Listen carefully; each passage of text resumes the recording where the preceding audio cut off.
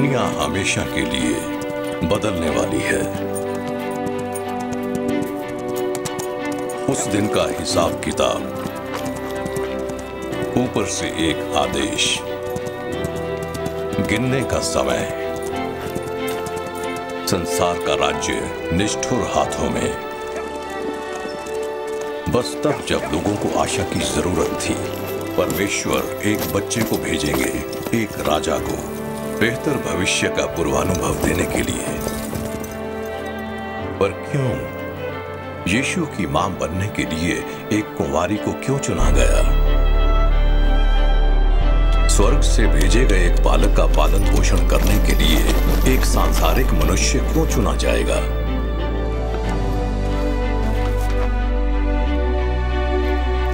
सबसे गरीब तबके के लोगों को तरजीह क्यों दी गई कि नए जन्मे राजा को देखें? यहूदियों के राजा को भक्ति करने के लिए पूर्व से राजा क्यों आए? बैतलहम क्यों? और शायद सबसे अति महत्वपूर्ण प्रश्न, हम क्यों परवाह करें? और बैतलहम इस बच्चे के क्या मायने होने चाहिए मेरे लिए? हालांकि बहुत से साल बीत चुके हैं और बैतलहम में वो गोशाल बहुत समय से भुला दी गई है।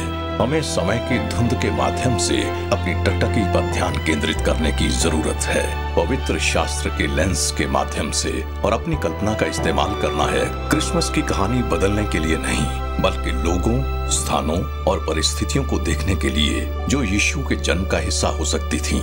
और ऐसा करते हुए हम जवाब देंगे रहस्य का, अर्थ का और उस प्रश्न का कि यीशु जन्म क्यों?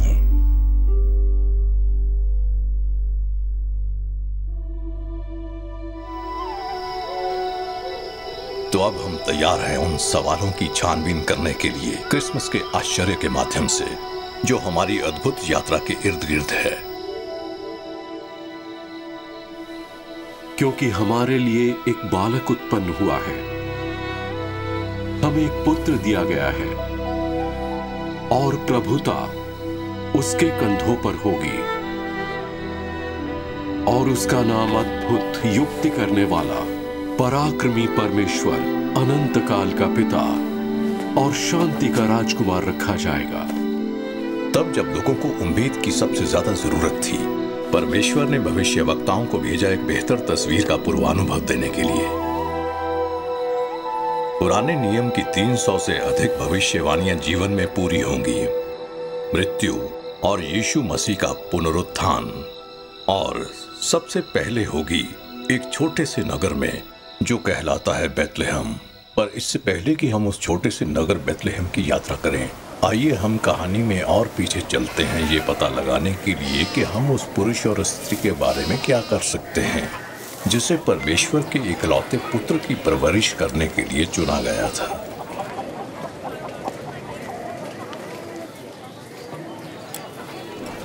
यूसुफ और मरियम पले बड़े नासरत नामक के एक साधारण से नगर में।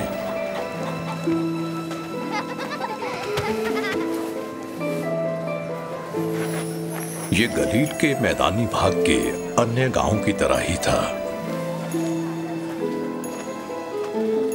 ज्यादातर उम्मीद ये है कि दोनों ने मैदानों में और नगर के चौराहों पर बच्चे के रूप में एक साथ खेल खेला होगा।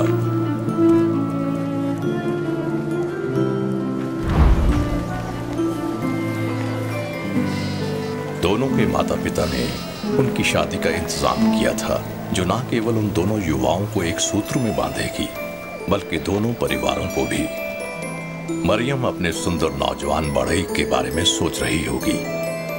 उसने उसकी मुस्कुराहट और उसके चरित्र की पवित्रता पर गौर किया।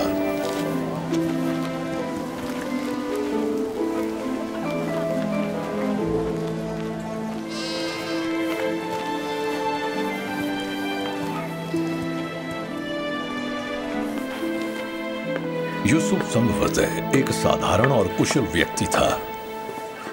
वो अपनी शिल्प कला को हासिल करेगा, समाज में अच्छा नाम बनाए रखेगा, आराधनालय जाएगा और परिवार की परवरिश करेगा। और मरियम एक यहूदी युवती जो एक दिन अपने पति के परिवार के साथ रहेगी, और वो दोनों एक जीवन की शुरुआत करेंगे जो उनका अपना परिवार कहलाएगा।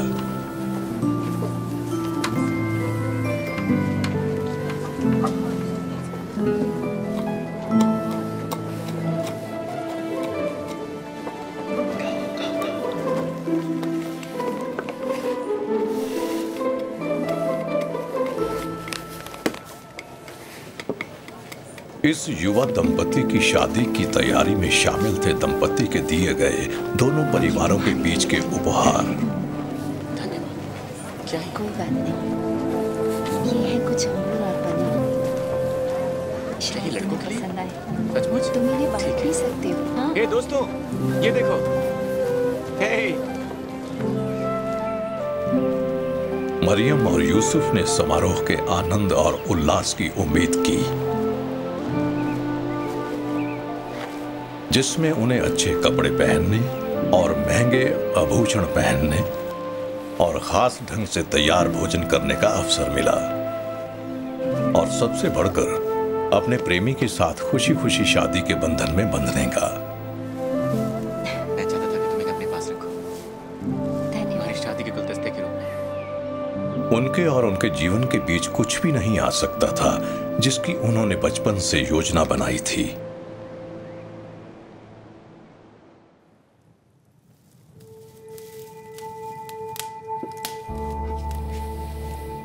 मरियम का पूर्वानुमानित सामान्य जीवन उसके परिवार और समाज की उपयोगी सेवा में व्यतीत होगा। मरियम अपने आगे आने वाले जीवन के बारे में कैसे जान पाई? अब 6वें महीने में परमेश्वर की ओर से गैब्रियल स्वर्गदूत गलील के नासरत नगर में एक कुंवारी के पास भेजा गया, जिसकी मंगनी यूसुफ नाम दाऊद के घराने के एक पुरुष से हुई थी।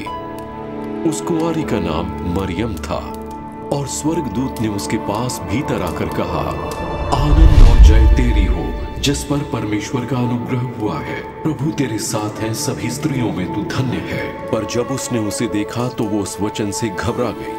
फिर स्वर्गदूत ने उससे कहा, हे मरियम, भयभीत न हो, क्योंकि परमेश्वर का अनुग्रह तुझ पर हुआ है।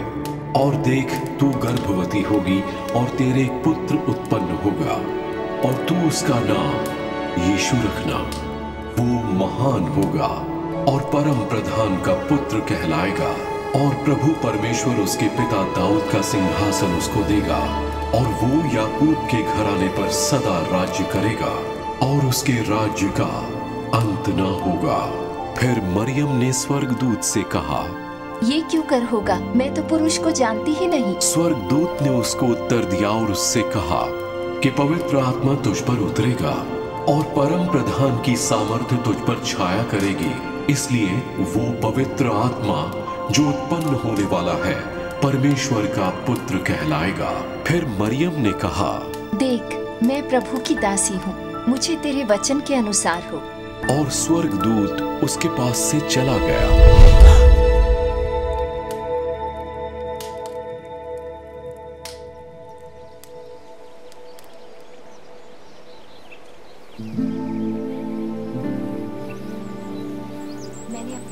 मरियम क्यों? वो एक कुंवारी थी जिसने शास्त्र वचन का सम्मान किया और अपने पिता की इच्छा का पालन किया। वो परमेश्वर के इकलौते पुत्र को जन्म देने के लिए एक शुद्ध पात्र थी, एक घर जिससे वो दुनिया को मुक्ति देने के लिए प्रकट होगा। मरियम का मन बिल्कुल सही लगा था और उसका ध्यान परमेश्वर की इच्छा पर था। वो परमेश्वर की सामर्थ्य को जानती थी जो सभी चीजों को संभव बनाती है, और उनका प्रेम हर बोझ को सहने में आनंद देता है।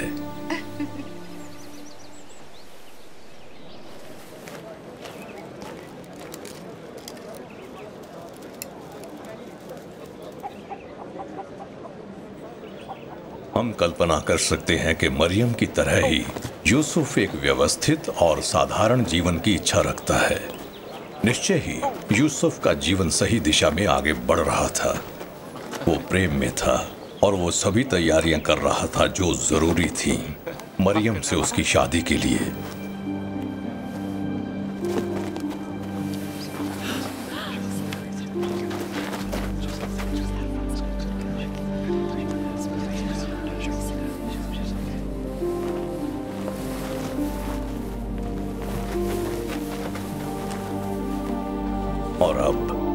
सदमे और अविश्वास के साथ यूसुफ ने अपनी मंगेतर की प्रत्यक्ष गर्भावस्था देखी। हर एक को यही गलती लगेगी कि यूसुफ पिता था।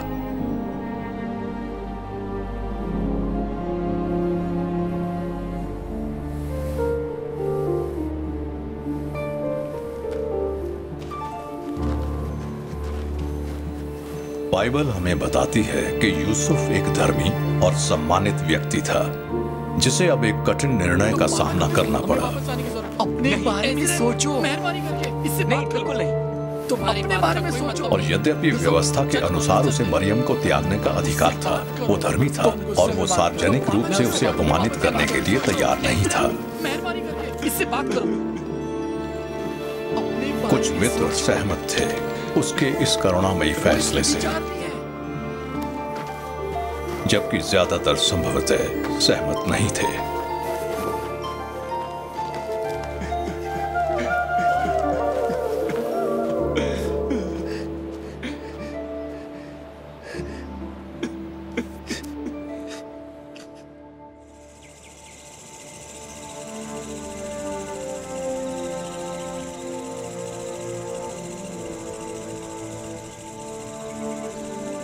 वो एक व्यभिचार भी है, तुम्हारी बात का कोई मतलब नहीं है।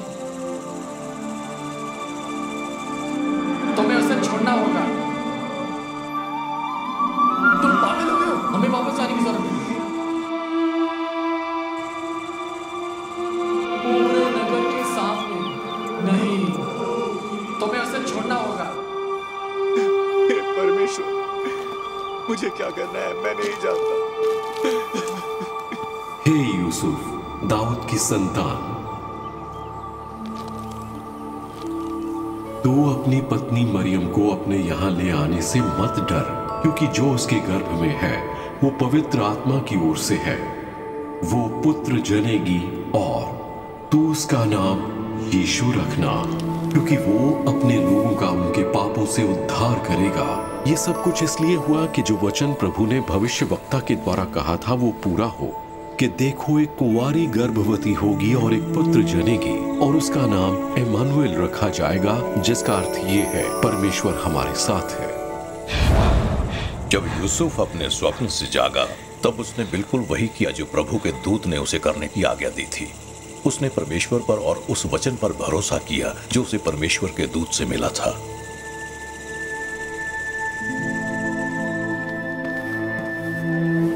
उस बदलाव पर विचार कीजिए जो मरियम के जीवन में आया, क्योंकि गैब्रियल स्वर्गदूत ने उससे मुलाकात की थी। शादी के विचार मातृत्व के विचारों में बदल गए और बिल्कुल सामान्य जीवन के विचार उपहास और उसके गांव के लोगों की अटकलों के केंद्र में बदल गए।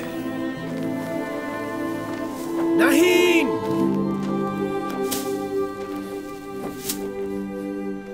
नहीं। मरियम ही क्यों? मरियम ने खुद सोचा होगा। वास्तव में उसके चुने जाने का कारण केवल परमेश्वर जानते हैं, लेकिन हम ये जानते हैं कि उसे परमेश्वर का अत्यधिक अनुग्रह प्राप्त था। उसने पवित्र शास्त्र की आज्ञा मानी और परमेश्वर की रहस्यमय योजना के सामने समर्पण कर दिया। मरियम ने प्रार्थना की कि यूसुफ भी ऐसा ही करे।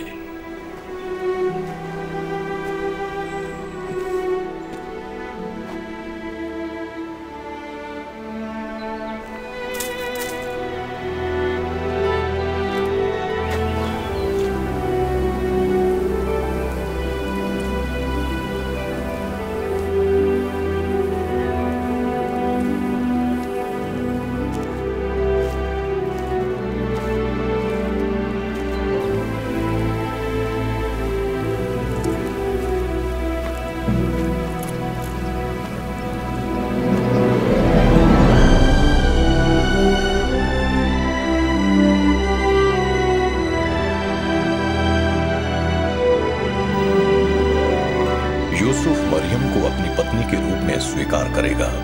वो यीशु मसीह का सांसारिक पिता होगा। वो परमेश्वर की इच्छा के लिए अपनी इच्छा को टाल देगा और इस योजना में उसने विश्वास किया। और यूसुफ प्रभु के दूत की आज्ञा अनुसार अपनी पत्नी को अपने यहाँ ले आया। और जब तक वो पुत्र न जनी तब तक वो उसके पास न गया, और उसने उसका नाम यीशु रखा।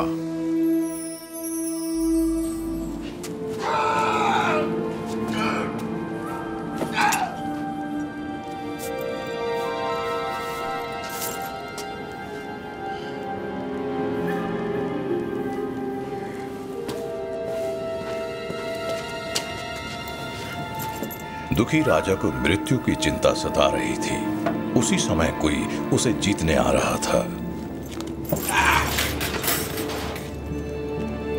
वो अंतिम संस्कार की व्यवस्था कर रहा था, असफल रूप से आत्महत्या करने का प्रयास कर रहा था, और रात भर जागता रहा ये सोचते हुए कि कौन उसका मुकुट चुराने आएगा। हेरोदेस के लिए राजा बनना अच्छा नहीं था। वो कब तक सिंहासन पर बना रहेगा? उसकी सत्ता को खतरे में डालने के लिए कौन आएगा? पहली सदी की दुनिया में और भी कई तरह की धारणाएं मौजूद थीं, लेकिन कोई और धारणा मानवता के इतिहास में सबसे बड़े साम्राज्य को ढहाने में सक्षम नहीं थी। गौशाला में जल्द ही जो होने वाला था, छोटे से बैतलहम में, वो इतिहास को फिर से परिभाषित करेगा, सही समय पर, हमेशा के लिए। और उन दिनों ऑगस्टस कैसर की ओर से आज्ञा निकाली गई कि सारे जगत के लोगों के नाम लिखे जाएं। तो सब लोग नाम लिखवाने के लिए अपने अपने नगर को गए।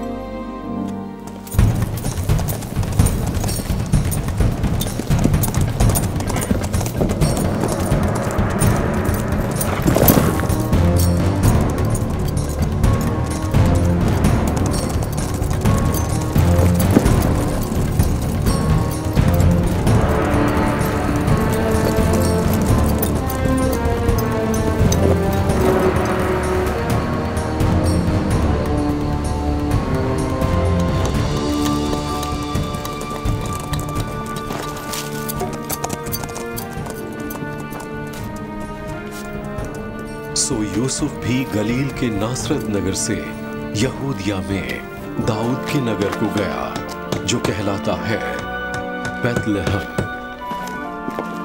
क्योंकि वो दाऊद के घराने और वंश का था, अपनी मंगेतर मरियम के साथ जो गर्भवती थी, नाम लिखवाए।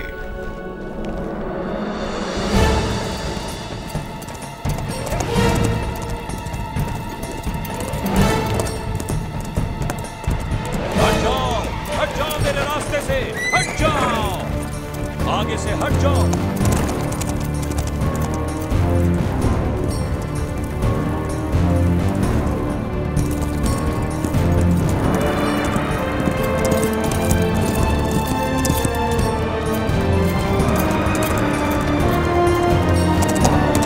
रोमी यहाँ है।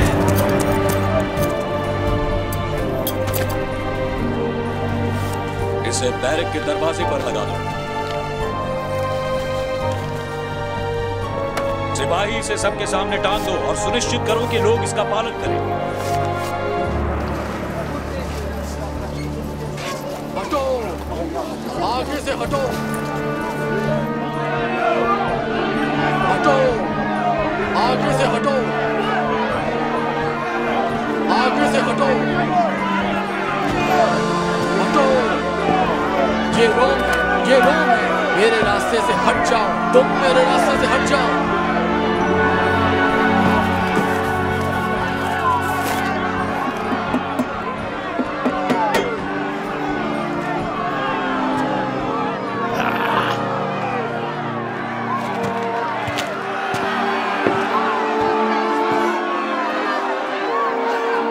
रोमी साम्राज्य के लोगों को नाम लिखवाने जाना था, और उन सभी इजराइलियों को जो राजा दाऊद के वंशज थे, उन्हें अपने गृह नगर बैतलहम को रिपोर्ट करने का निर्देश दिया गया था, जिसमें मरियम और यूसुफ शामिल थे।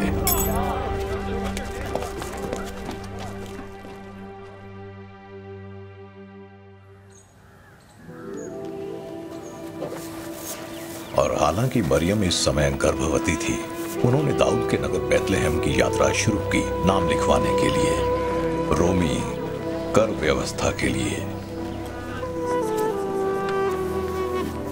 तैयारी चले? वो दिन आ गया जब मरियम और यूसुफ को नासरत का अपना शांत सा घर छोड़ना पड़ा और बेथलहम में अपना नाम लिखवाने के लिए अपनी यात्रा पर निकलना पड़ा। मुझे तुम्हारी याद आएगी। जब वे जाने के लिए तैयार हुए, उनके दोस्त और परिवार के लोग उन्हें शुभकामना देने के लिए इकट्ठा हुए। जल्दी ही पैदा होने वाले बच्चे के लिए दस्तकारी किए हुए उपहार दिए। एक तोहफा, धन्यवाद तुम्हारे बच्चे के लिए। धन्यवाद। और आशीष के वचन बोले और उनके लिए प्रार्थना की। तुम्हारी याद आएगी, तुम्हें भी याद करो। परमेश्वर आशीष दे। धन्यवाद। धन्यवाद। मरियम, ये तुम्हारे लिए। ओह, सफर के दौरान ये उसे गर्म रखने के लिए है। धन्यवाद। मैं इसे हमेशा संभाल कर रखूंगी। बेशक। युवा दंपति पहला कदम उठाने वाले थे एक ऐसी अद्भुत दुनिया में जाने के लिए जिसकी उन्होंने कभी कल्पना भी नहीं की होगी।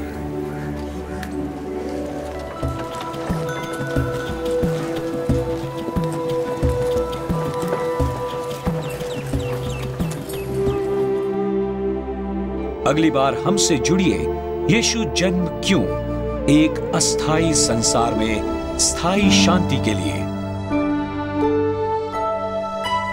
बेथलहम नगर यीशु मसीह के जन्म की मेजबानी करने वाला है। यद्यपि शायद ही संसार परमेश्वर के पुत्र के आगमन पर गौर करे, ये मानव जाति के भाग्य को बदल देगा।